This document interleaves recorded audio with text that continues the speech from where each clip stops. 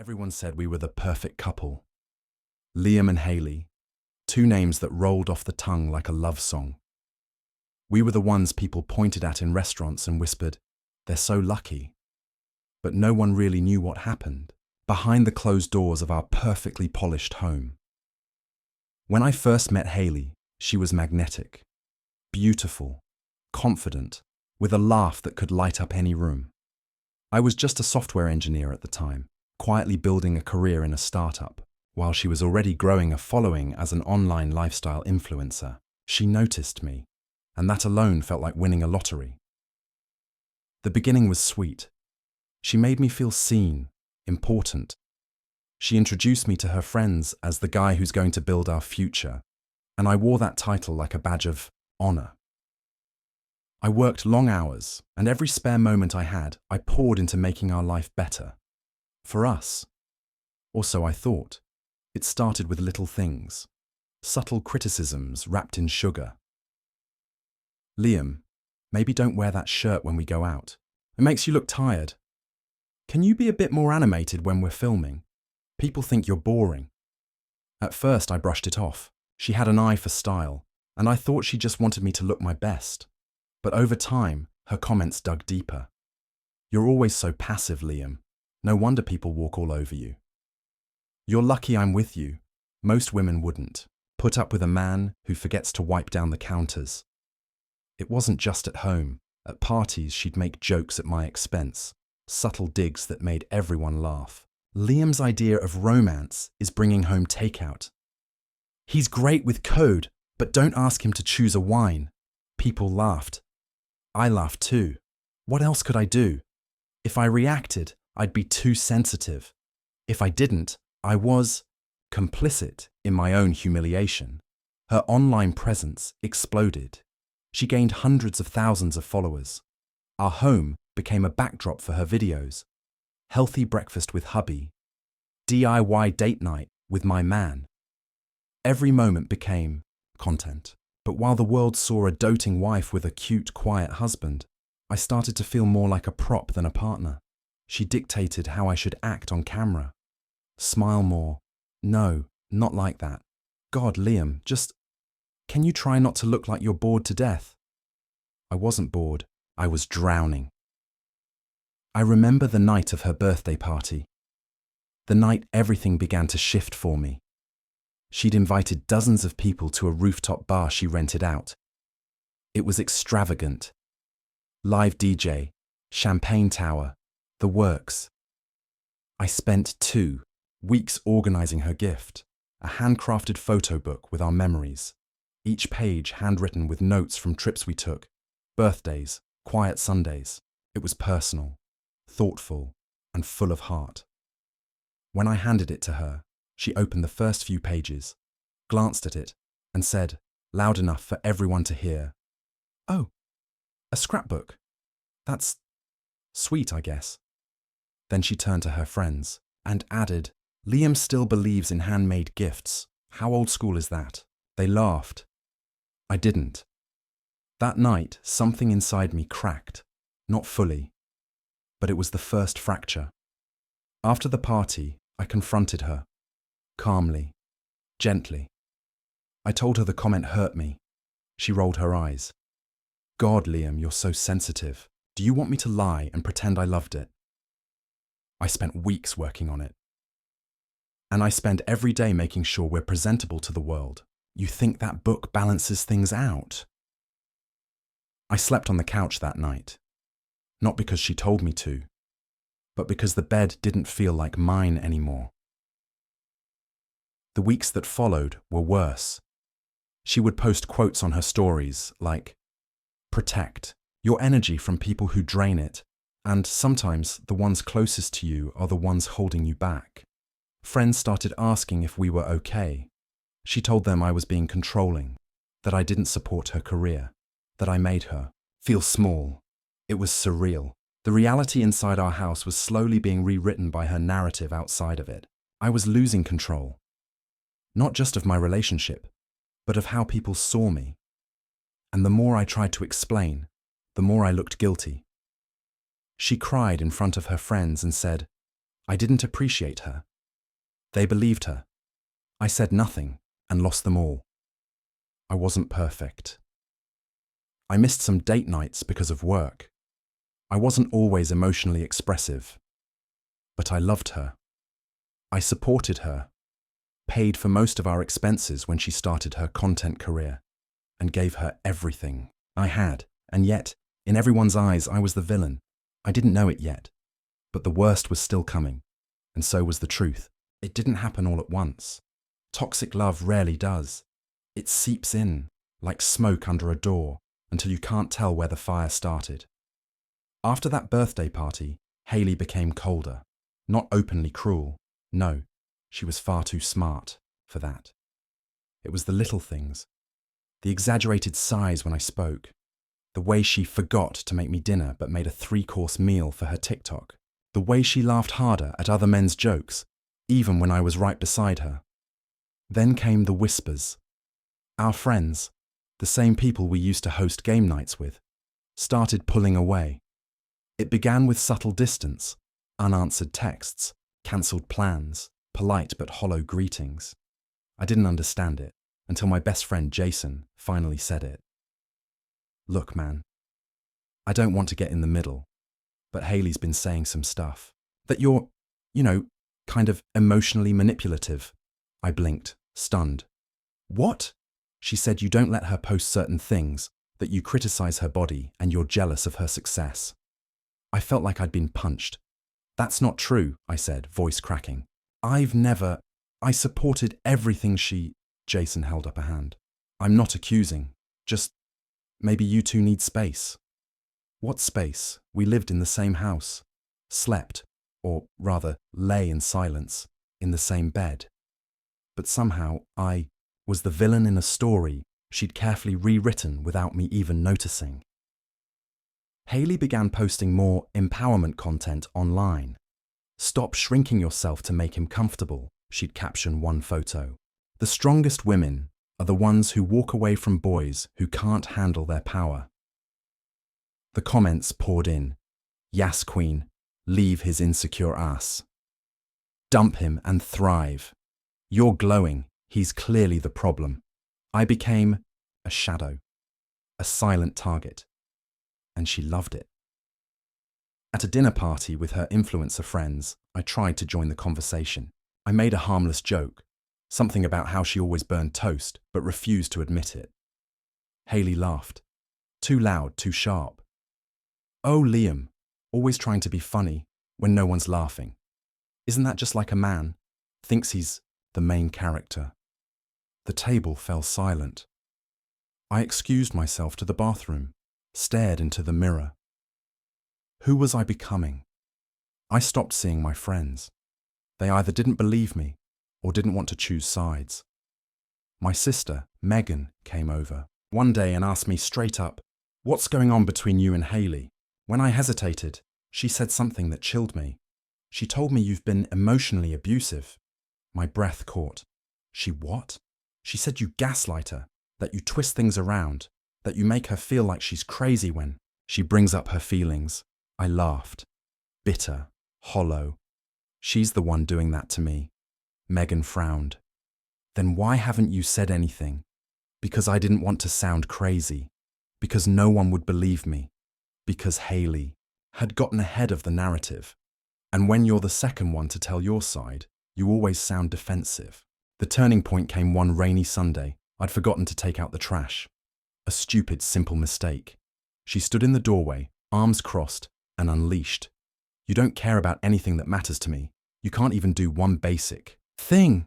It's just the trash, I muttered. That's not the point. You always downplay everything. You make me feel like I'm overreacting, like I'm crazy. Her voice echoed off the walls.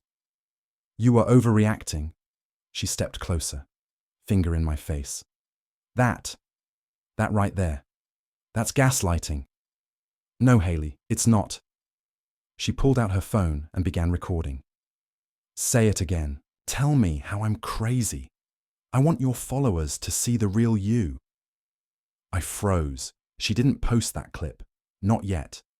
But the message was clear. She had power. I had none. I became careful. Too careful. I monitored my tone, walked on eggshells, tiptoed around every emotion. She started setting rules.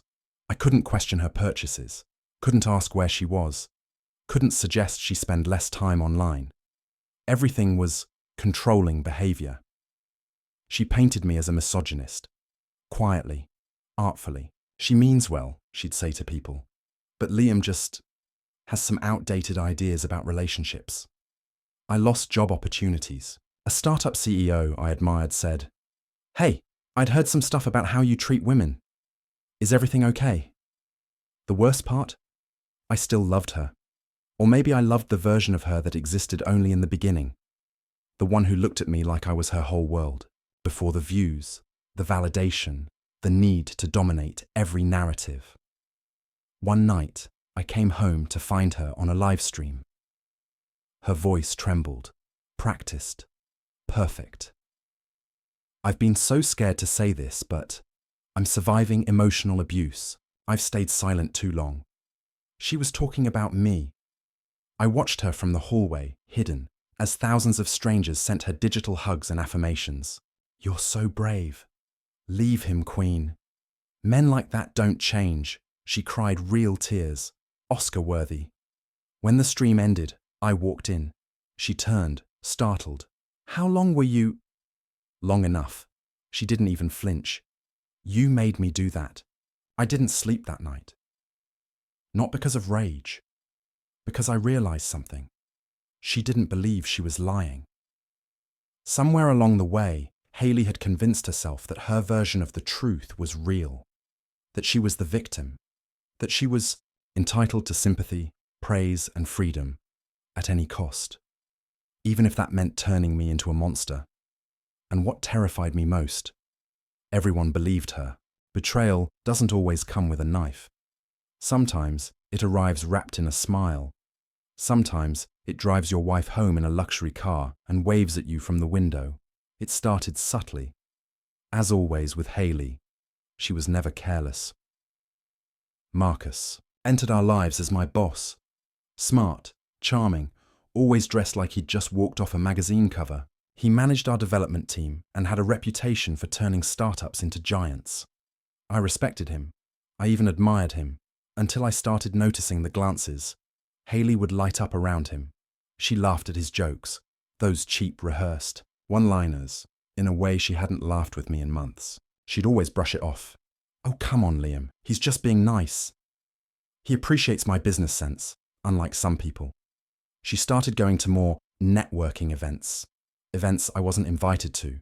Sometimes she came home, late, her perfume too strong, her phone face down on the table. I asked once gently, "Are you seeing someone?" She didn't even hesitate.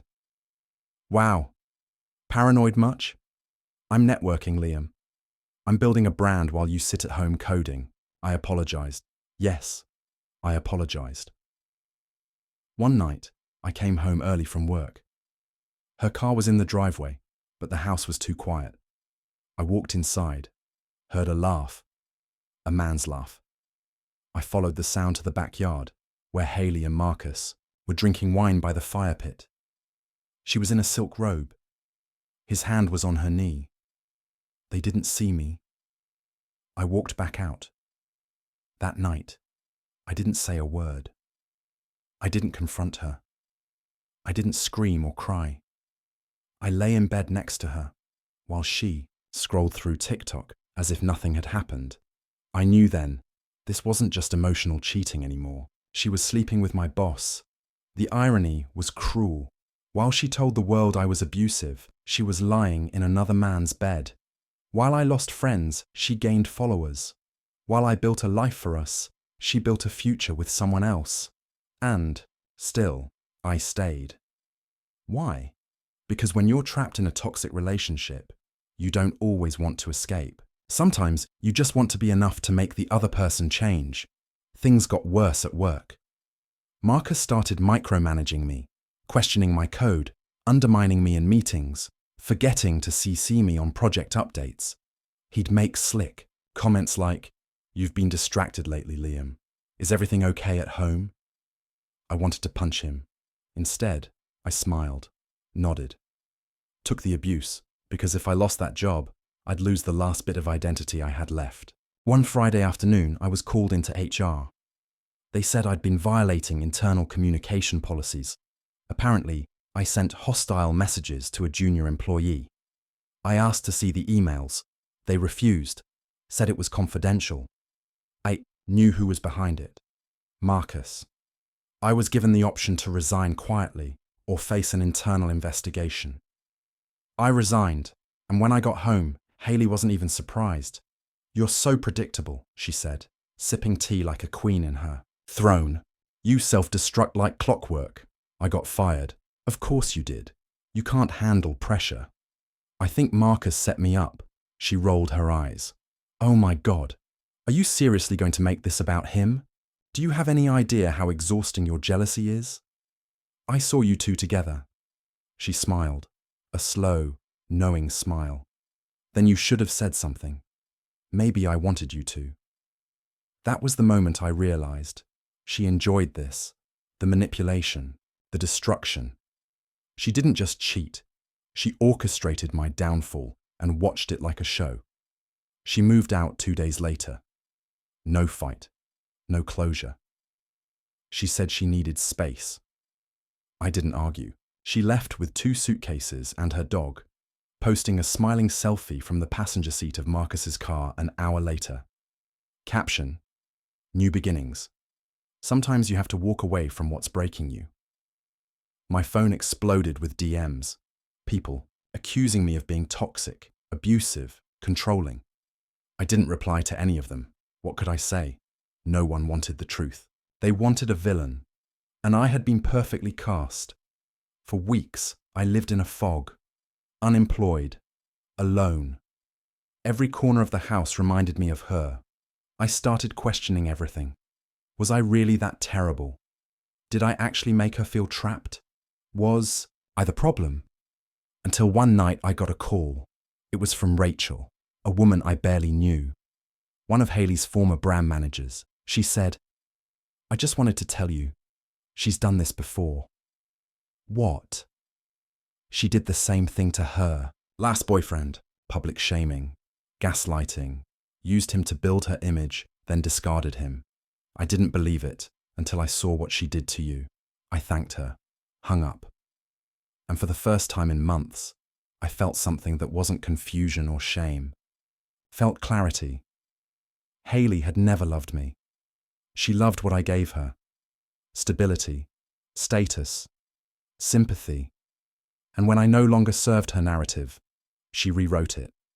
But the story wasn't over. Not yet.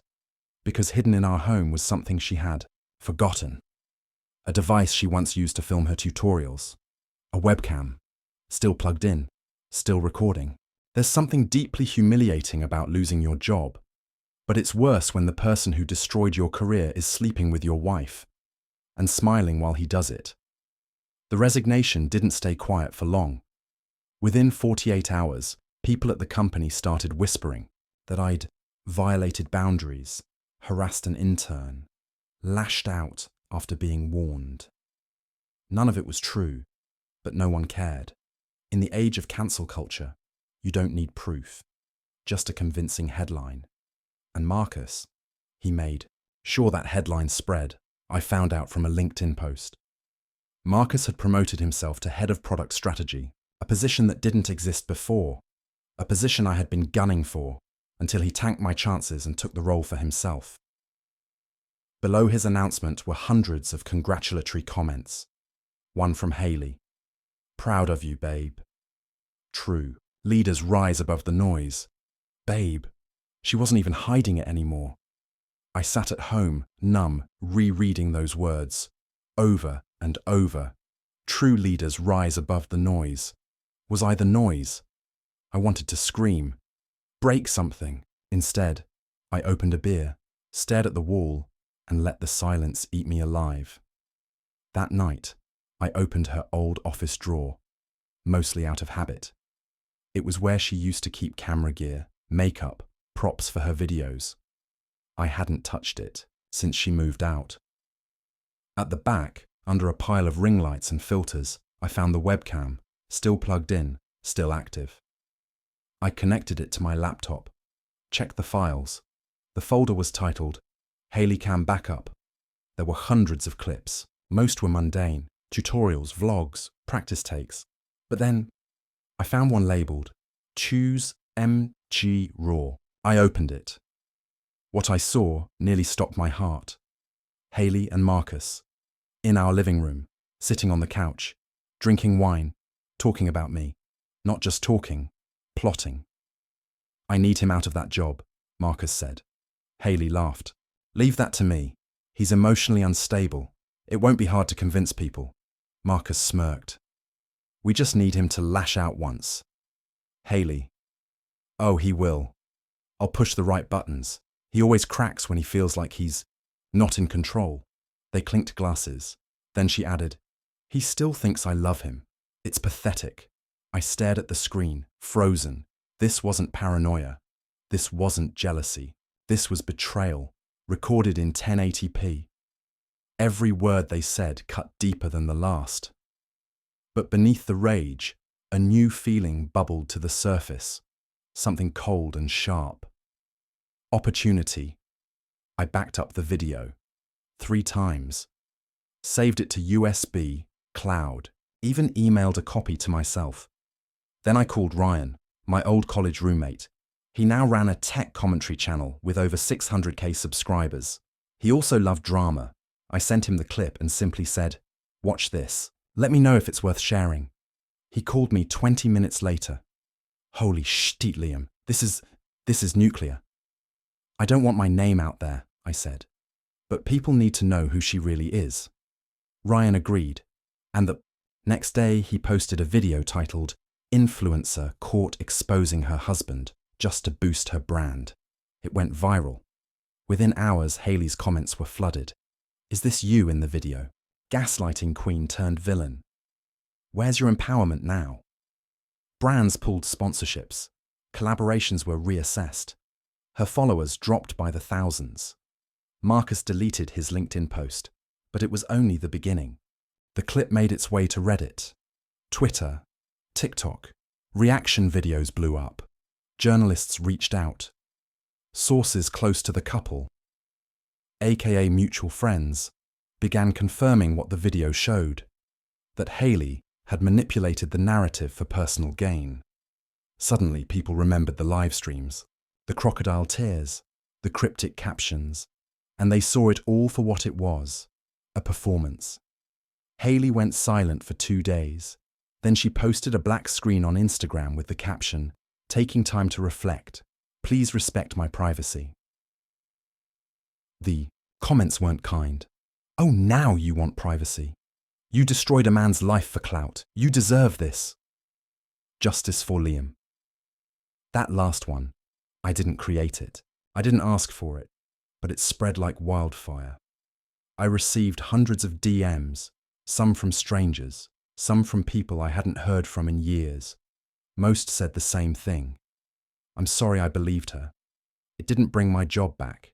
It didn't erase the humiliation. But for the first time, I felt seen. Then came the call. Marcus. He left a voicemail, cold and curt. You've made your point. I suggest you don't push this any further. People forget, but if you keep poking, they won't. I didn't respond.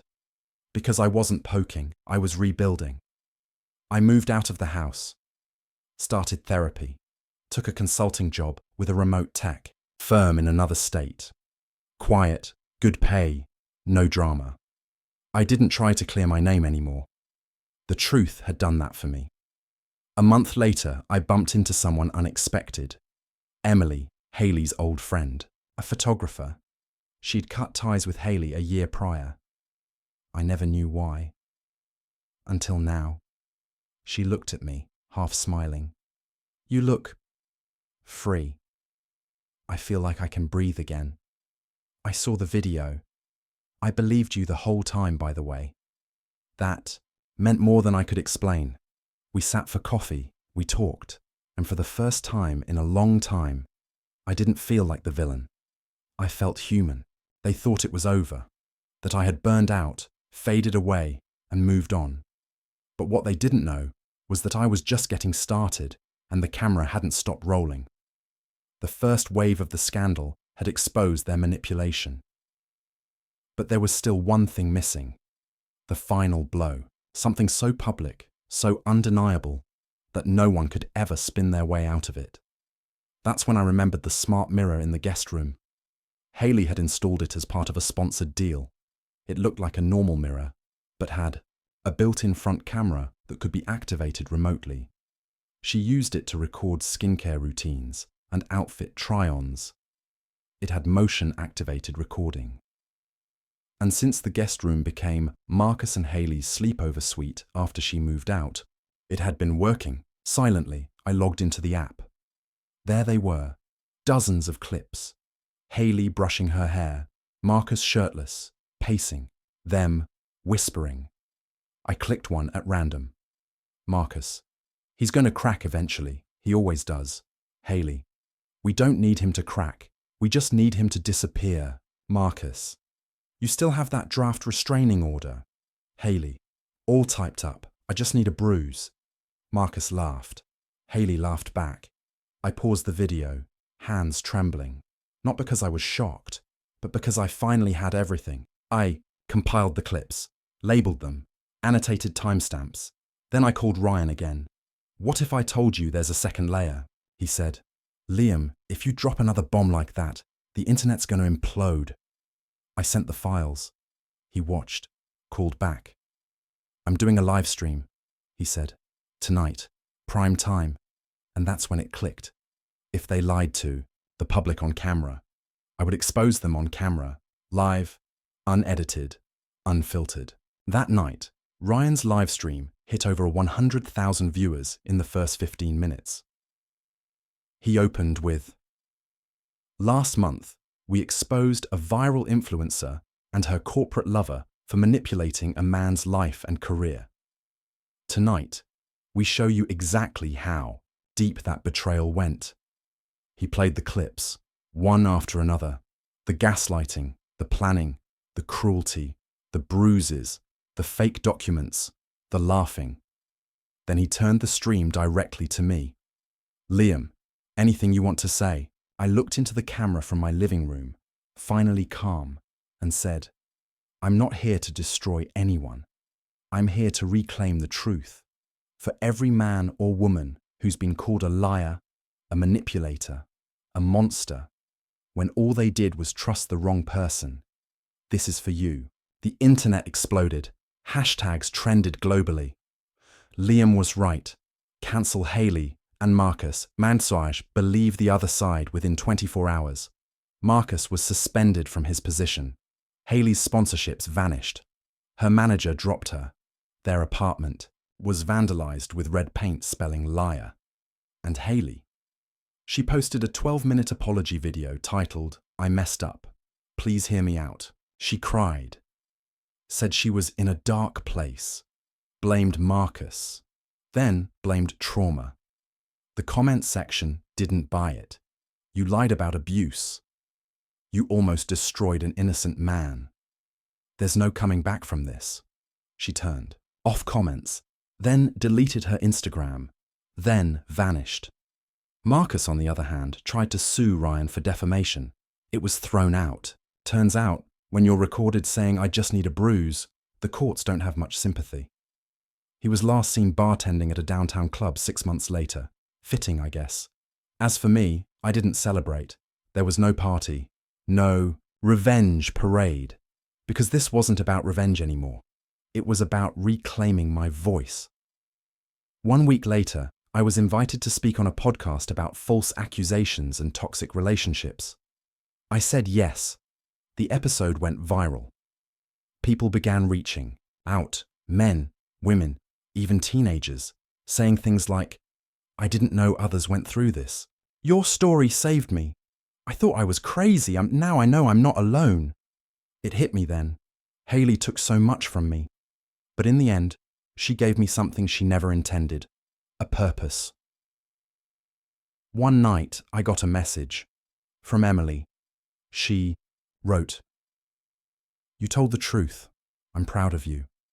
Also, if you ever want to talk, I still owe you a drink."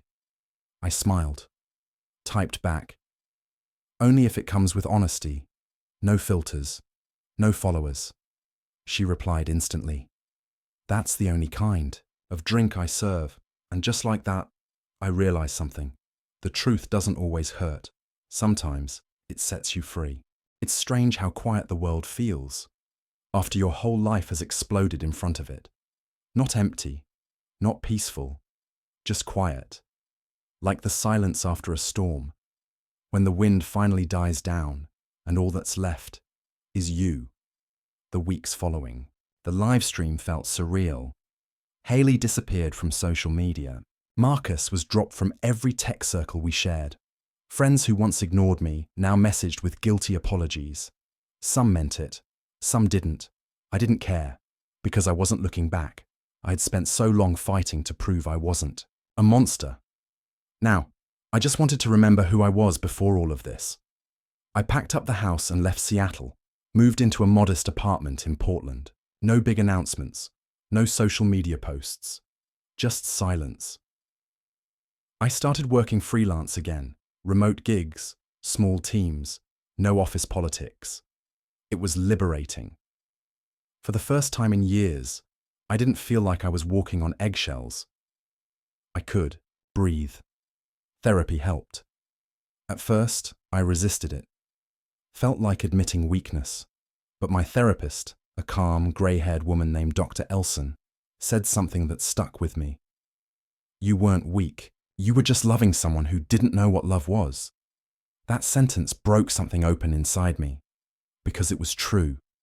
Hailey never truly loved me. She loved the idea of being adored. She loved being the victim. She loved the attention, the sympathy, the power. But not me. Never me. I started journaling, wrote letters to myself, wrote things like, "I am not what they said I was. I was never the villain. It's okay to be angry. It just means I cared." And slowly, painfully, beautifully, I began to heal. Then one Sunday morning, while walking through a local art market, I saw her. Emily. She was setting up a photography booth. Same camera around her neck, same quiet smile. It had been months since we last spoke, but seeing her felt like walking into sunlight after a long, cold tunnel. She noticed me. "Hey, stranger." I smiled. "You still owe me that drink." She laughed. "I was hoping you remembered." We grabbed coffee that afternoon, talked for hours, about everything and nothing, about trauma and trust, about healing and hope. She told me what really happened between her and Hailey, how Hailey had used her for growth, copied her content style, then cut her off when she got more followers. How Emily had seen the same manipulation patterns years ago, but no one believed her either. "I knew what she was doing to you," Emily said softly. "But I didn't think you'd believe me back then." "I wouldn't have," I admitted. "I was too far gone." She nodded. "But you found your way back." I looked at her. "So did you." Emily didn't save me. She didn't swoop in to fix what Hailey broke. She simply reminded me what kindness looked like, what respect felt like, what it meant to sit across from someone and just be safe. Over the next few weeks, we spent more time together. Walks, movies, late-night conversations about things most people skip over. She never rushed me, never tried to fill the silence with noise. She let me take my time, and slowly, I did. One night, while watching the city lights from her apartment balcony, she turned to me and said, "You know, you're allowed to start over. Not just survive, but actually start again." I looked at her, and for the first time in years, I believed it. I still had bad days, flashbacks, guilt for not leaving sooner, anger at myself for staying too long. But now I had someone who held space for those feelings, without judgment. And I did the same for her. It wasn't about replacing Hailey. It was about rebuilding me. One morning, I opened my inbox and saw a message titled, "Book Deal Proposal." A small publishing house wanted to turn my story into a memoir, Not the scandal, but the healing.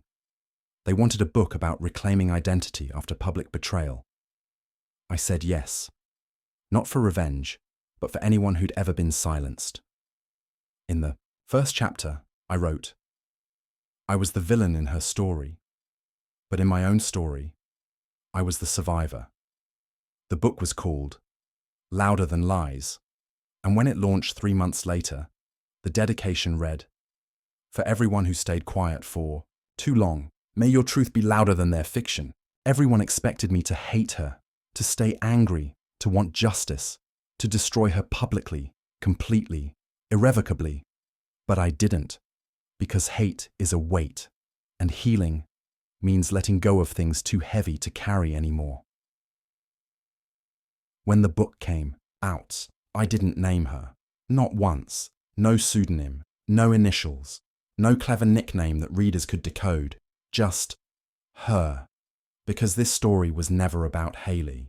It was about me and my choice to rise instead of rot. The book sold well. Not viral, but honest. A slow burn. The kind of book people pass to friends with a quiet, you should read this. It helped me. I received emails from men who had been manipulated by partners and were too ashamed to admit it. From women who had once played the role of Hailey and wanted to change. From therapists, counselors, college students, even pastors. I cried through chapter 4. I saw myself in your silence. Thank you for writing what I couldn't say. That meant more than any bestseller badge ever could. One morning, I got a package. No sender. No card. Inside, a small box of old Polaroid photos. Ones I had taken years ago. Of Hailey, of us, before things fell apart. I hadn't seen them in forever. There was also a note, handwritten in shaky cursive. You didn't deserve what I did to you. I hope you find someone who sees you the way I refuse to. I'm sorry. I truly am. No name, but I knew the handwriting. Hailey. I sat with that letter for a long time. Not because it made me sad, but because it didn't. I felt gratitude. Not for the pain she caused, but for the pain that taught me how to feel again. I never wrote back. Didn't try to track her down. Didn't screenshot the letter or post it for validation. Because closure doesn't always come with confrontation. Sometimes it comes when you no longer need it. Emily and I kept walking forward, not as a fairy tale, not as some perfectly edited happy ending, but as two people who had been burned and chose not to pass the flame. We built something new, from trust, from silence, from small things that mattered. She never tried to replace what I lost. She simply helped me grow something I never thought I'd feel again. Safety. Years later, at a small book signing in New York, a woman came up to me. She looked nervous, held a dog-eared copy of Louder Than Lies. I read this 3 times, she said, voice trembling. I thought I was the only one. But your story gave me permission to leave. I didn't ask for details. I didn't need them. I just hugged her, gently, carefully, and she whispered, He told me I was crazy, but you made me feel sane. That moment meant everything. More than vindication, more than revenge, more than going viral. Because truth, when spoken gently, heals things. Shame never could. I never did go back to Seattle. I didn't need to. The version of me that lived there, the Liam who apologized for things he didn't do, who begged to be believed, who tried to earn love from someone who weaponized it, that Liam is gone, and in his place, a man who's quiet but steady. A man who knows that healing isn't about making them suffer. It's about refusing to let them live inside your story any longer. So if you're listening, if you're in the middle of the storm, if they're calling you crazy or cold or controlling, if you're doubting your reality just because someone else keeps rewriting it, then hear this. You are not what they say you are. You are not the villain in their fairy tale. You are the author of your truth. And one day, when you're ready, you will write your own ending, and it will be beautiful.